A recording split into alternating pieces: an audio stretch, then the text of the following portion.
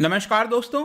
कोविड-19 का वायरस हमारे देश के अंदर अभी पूरी तरह से समाप्त नहीं हुआ है, लेकिन यहां पर एक और जो चीज है वो बहुत तेजी से फैलती जा रही है। ये है 75%। जी हाँ, यहां पर आप न्यूज देख सकते हो। Jharkhand to allow 75% reservation in private sector, announcement tomorrow. May be अभी शायद 17 तारीख को शायद हो सकता है। Soon 75% reservation in private sector. तो इस तरह की चीजें देखने को मिल रही हैं। कुछ दिन पहले ही आपको याद होगा हरियाणा के अंदर इसको अनाउंस किया गया था। बेसिकली गवर्नर का सिग्नेचर हो गया इसको लेकर। आंध्र प्रदेश के अंदर ऑलरेडी 75% आ चुका है। आगे तमिलनाडु के अंदर इलेक्शन आ रहे हैं, वहां पर डीएमके पार्टी ने अनाउंस कर दिया है कि अगर हम वापस से सत्ता में आते हैं तो यहां पर 75% रिजर्वेशन जो है वो लोकल रेसिडेंट्स को देने की कोशिश करेंगे। तो ये जो आपका फैलता जा रहा है, ये 75% वाला, ये कितना प्रॉब्लमैटिक हो सकता है, क्या दिक्कत है इसके अंदर, झारखंड यहां पर क्यों लेकर आ रहा है, इस सबको समझने की कोशिश करेंगे। चलिए आगे बढ़ते हैं। मैं हूं अंकित अग्रवाल और अपडेट के लिए आप मुझे फॉलो कर सकते हैं इंस्टाग्राम, फेसबुक और ट्विटर पर। मेरे लेक्चर की हर पीडीएफ आपको फेसबुक पर तो मिलेगी, प्लस साथ में आप मेरा टेलीग्राम चैनल ज्वाइन कर सकते हैं by searching Ankit Agarwal official. और जैसा कि आपको पता है कि यूपीएससी का नोटिफिकेशन आ चुका है। आप अपने एग्जाम को और बेहतर तरीके से पूरा करने के लिए, आप अपनी प्रिपरेशन को मजबूत करने के लिए स्टडी आईक्यू का यूपीएससी कोर्स ले सकते हैं, जहां पर कॉम्प्रिहेंसिव तरीके से सभी कुछ आपको एक जगह उपलब्ध करा दी जाएंगी। तो चलिए यहां पर अब सबसे पहले समझते हैं एग्जैक्टली हुआ क्या है। तो कुछ ही दिन हुए थे जब यहां पर हरियाणा के अंदर जो गवर्नर है उन्होंने सिग्नेचर कर दिया, नोटिफाई कर दिया कि जो लोकल रेसिडेंट्स के लिए पिछले साल बिल पास किया गया था, हरियाणा के लोकल रेसिडेंट्स के लिए प्राइवेट सेक्टर के अंदर जो नौकरियां रिजर्व की जाएंगी, वही सेम चीज यहां पर अभी फ्राइडे की बात है, झारखंड कैबिनेट ने क्लियर कर दिया है, मंजूरी दे दी है। और झारखंड के अंदर एग्जैक्टली कितना है आप ये देख सकते हो, 75% प्राइवेट सेक्टर के अंदर नौकरियां। सोचिए, अभी तक हम गवर्नमेंट वगैरह के अंदर सुनते थे, लेकिन प्राइवेट सेक्टर के अंदर 75% रिजर्वेशन। लेकिन ध्यान रखिएगा, ये सभी जॉब के लिए नहीं है, ये उन्हीं जॉब्स के लिए है जिनकी मंथली सैलरी मैक्सिमम 30,000 तक बनकर आती है। तो अगर जो भी इस सैलरी के ब्रैकेट में आते हैं, उस जॉब के लिए 75% सिर्फ जो डोमिसाइल हैं झारखंड के, उन्हीं को लिया जाएगा। ऐसा यहां पर कैबिनेट के द्वारा मंजूरी दे दी गई है। और बताया जा रहा है कि 17 मार्च को असेंबली सेशन के दौरान यहां पर जो चीफ मिनिस्टर हैं वो इसको अनाउंस कर सकते हैं। थोड़ा बहुत और भी कई सारे निटी ग्रिटी हैं, मोडालिटीज हैं, उसके ऊपर अभी काम करना बाकी है। ऑल्दो मैं आपको बता दूं कि इसकी जो चर्चा है वो काफी समय से चल रही थी। जो हेमंत सोरेन हैं, उन्होंने यहां पर पहले ही अनाउंस कर दिया था कि झारखंड जो है वो एक तरह की कोशिश कर रहा है इस तरह का जॉब रिजर्वेशन पॉलिसी लाने के लिए झारखंड के लोगों के लिए। लेकिन अगर हम थोड़ा अनएम्प्लॉयमेंट की बात करें झारखंड के अंदर, तो इकोनॉमिक जो सर्वे आया है अभी रिसेंटली, उसके अंदर बताया गया कि कोविड-19 पैंडेमिक के दौरान जब पीक पर था, आपको पता है लोगों की नौकरियां चली गई थी, कई सारे जो माइग्रेंट वर्कर्स हैं वो वापस आ गए थे। तो मई 2020 में देखोगे तो बहुत हाई चला गया था जो नौकरी की समस्या है, 59% अनएम्प्लॉयमेंट रेट। Just imagine 59%। अभी ऑल्दो आप देखोगे तो ये गिरकर 11-12% आ गया है जनवरी 2021 में। तो अनएम्प्लॉयमेंट हम कह सकते हैं कि बिल्कुल वहां पर प्रॉब्लम है। लेकिन इस प्रॉब्लम को सुधारने के लिए सबसे बड़ा प्रश्न है कि क्या रिजर्वेशन दे देंगे अगर हम, तो क्या इससे अनएम्प्लॉयमेंट की प्रॉब्लम सुधर जाएगी? ये बड़ी सोचने ही वाली बात है। ऑल्दो इसके अलावा भी यहां पर जो झारखंड की सरकार है, उन्होंने कैबिनेट में डिसीजन लिया है कि यहां पर अनएम्प्लॉयमेंट जो अलायंस होता है वो हम देंगे। बेसिकली यहां पर कहा जा रहा है कि वो युवा जिसने टेक्निकल एजुकेशन प्राप्त किया है, इंजीनियरिंग वगैरह या फिर कोई भी ऐसा शिक्षा प्राप्त किया है टेक्निकल से रिलेटेड, और उसको अगर नौकरी नहीं मिल रही है, वो जॉब नहीं कर रहा है, तो वहां पर 5,000 रुपए दिया जाएगा उस यूथ को। यह भी निर्णय लिया गया है इस वाले कैबिनेट की मीटिंग में। और इसको लेकर मैं आपको बता दूं कि जो हेमंत सोरेन है वो दिल्ली भी आए थे, यहां पर अलग अलग लोगों के साथ चर्चा भी किया था। एक ड्राफ्ट है Jharkhand industrial and investment promotion policy 2021 का, इसको लेकर भी चर्चा हुई थी। और आपको पता होगा फिकी है जो बॉडी है, उनके साथ एक मेमोरेंडम वगैरह साइन किया गया ताकि यहां पर झारखंड के अंदर कुछ जो नौकरियां हैं, जो इंडस्ट्रीज हैं, उसको लाया जा सके। लेकिन मैं आपको बता दूं कि ये सारी चीजों को इंप्लीमेंट करने में एक बहुत बड़ी समस्या आ सकती है, वो आइडेंटिफिकेशन ऑफ बेनिफिशियरीज की। अब आप सोचेंगे आइडेंटिफिकेशन की क्या प्रॉब्लम आ सकती है? ये तो जो झारखंड के डोमिसाइल हैं, देखिए डोमिसाइल को लेकर झारखंड में बहुत बड़ा डिबेट है। आपको याद होगा 2000 में बिहार से ये जो झारखंड है वो अलग हुआ था। उसके बाद काफी चर्चा हो रही थी कि किन लोगों को, क्योंकि वहां पर ट्राइबल पॉपुलेशन भी काफी ज्यादा है, बाहर से भी आए हुए लोग ज्यादा हैं, तो यहां पर किन लोगों को यहां पर डोमिसाइल कहा जाएगा कि वो उस जगह के निवासी हैं। इसको लेकर इतना बड़ा मुद्दा हो गया था कि 2002 के समय जो चीफ मिनिस्टर हैं बाबूलाल मरांडी, उनको अपने पद से हटना पड़ गया था। और उसके बाद कोई भी जो सरकार है वो इसके अंदर दखल नहीं देना चाहती है, उस पूरे इशू को क्लियर नहीं कर रही है।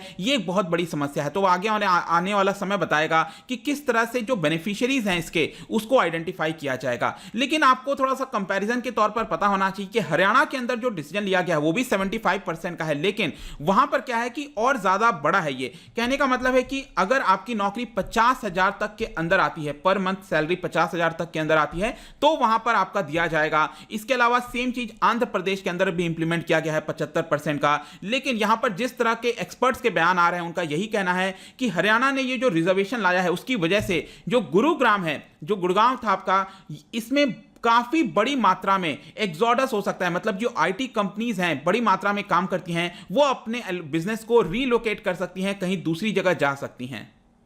इनफैक्ट एक्सपर्ट का तो यह भी कहना है कि सेंट्रल गवर्नमेंट ने जो एम था, जो एक तरह का पॉलिसी लेकर आई थी कि यहां पर जो आईटी सेक्टर के अंदर जो पुश है, जो वर्क कल्चर है, वो देश के अंदर कहीं से भी हो सके। क्योंकि आपको पता है पैंडेमिक के समय बेसिकली क्या हुआ था, वर्क फ्रॉम होम का कल्चर चल गया था, तो अभी भी वो कंटिन्यू हो रहा है। तो ये काफी बड़ी समस्या है कि एक तरफ सेंट्रल गवर्नमेंट की दूसरी पॉलिसी है कि वर्क फ्रॉम एनीवेयर, लेकिन यहां पर अगर कोई भी राज्य सरकार इस तरह की पॉलिसी लेकर आएगी, क्या वो सही होगा उस राज्य के लिए, ये काफी बड़ा प्रश्न हो जाता है। इनफैक्ट आप देख सकते हो कि बताया जा रहा है इंडस्ट्रियलिस्ट के द्वारा, जो एग्जीक्यूटिव्स हैं, कि आईटी सेक्टर, जो इंफॉर्मेशन टेक्नोलॉजी हो गया, ये सारे इंडस्ट्री के ऊपर बहुत ज्यादा इंपैक्ट आएगा इस पूरे रिजर्वेशन का। इनफैक्ट गुरुग्राम का एग्जांपल अगर हम लें तो वहां पर बताया जा रहा है कि जितने भी लोग काम करते हैं 70% करीब उनका वर्क एक्सपीरियंस 5 साल से कम का है, और आधे से ज्यादा, जी हां, आधे से ज्यादा ऐसे एम्प्लॉइज हैं जिनकी मंथली सैलरी 50,000 से कम है। लेकिन एक चीज याद रखना, ये जो नियम लाया गया था 50,000 तक के मंथली सैलरी का, ये अभी तक जितनी नौकरियां हो चुकी हैं उनके ऊपर अप्लाई नहीं होगा। आगे जितनी नई नौकरियां क्रिएट होंगी उसी के ऊपर ये अप्लाई होने वाला है, ये आपको ध्यान रखना चाहिए। लेकिन इसका मतलब क्या है, क्या इसका कोई इंपैक्ट नहीं आएगा? बिल्कुल इंपैक्ट आएगा, क्योंकि कोई भी बिजनेस होता है वो किस बेसिस पर काम करता है, वो अपने आप को एक्सपैंड करने की कोशिश करता है। तो हरियाणा के अंदर अगर उनके ऊपर कंपलसरी कर दिया जाएगा कि आप जो भी नौकरी ले रहे हो आपको 75% जो है 50,000 के नीचे तक का अगर वो है, तो आपको हरियाणा के ही किसी पर्सन का लेना पड़ेगा, डोमिसाइल का लेना पड़ेगा। तो ये कंपनीज के लिए बहुत बड़ी समस्या हो जाती है, स्पेशली इस तरह के सेक्टर में, क्योंकि गुरुग्राम, बेंगलोर और हैदराबाद के बाद माना जाता है कि काफी बड़ा हब है एक तरह से आईटी सेक्टर का।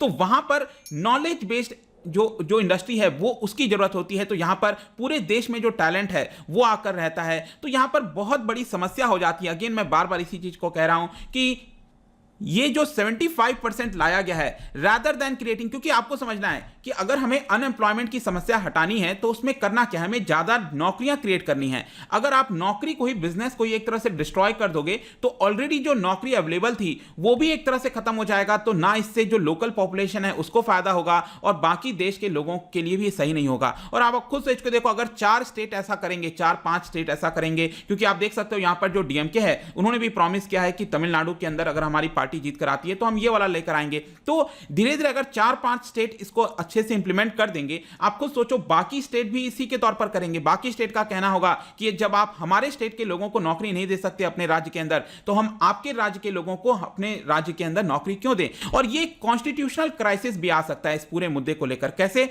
आर्टिकल 19 के अंदर आप देखिए, आर्टिकल 19(1)(g) वाला जो है, इसमें क्लियरली लिखा हुआ है, any person to practice any profession और to carry on any occupation, trade और बिजनेस। तो यहां पर कोई भी जाकर कैसे भी नौकरी कर सकता है, अपना काम कर सकता है। लेकिन अगर इस तरह से 75% जितना बड़ा अगर हम एक तरह से रोक लगा देंगे तो ये भी इसके खिलाफ जा सकता है। तो अल्टीमेटली अगर इस तरह से सभी राज्य जाने लग गए तो ये पूरा मामला कोर्ट में भी जा सकता है। लेट्स सी कि किस तरह से चीजें टर्न आउट होती हैं, बट मेरा पर्सनली ऐसा मानना है कि शायद नहीं करना चाहिए। नौकरी करने के उसको लाने के बहुत सारे उपाय हैं। यहां पर नौकरी क्रिएट होने के बजाय डिस्ट्रक्शन मुझे ज्यादा देखने को मिल रहा है। ये मेरा पर्सनल ओपिनियन है, जरूरी नहीं है कि आपका भी यही हो, आप डिफरेंट हो सकता है और मे भी हो सकता है आप बिल्कुल सही हो। लेकिन अगर आपका जो भी ओपिनियन है प्लीज आप मुझे कमेंट सेक्शन में बताइए, मैं उसको पढ़ूंगा और अपने को भी समझने की कोशिश करूंगा। जाने से पहले यहां पर अच्छा, जैसा कि आप देख सकते हो जो 19(1)(f) के अंदर ये ओमिटेड है, ठीक है। ये बेसिकली जब राइट टू प्रॉपर्टी वगैरह था उससे रिलेटेड था। तो यहां पर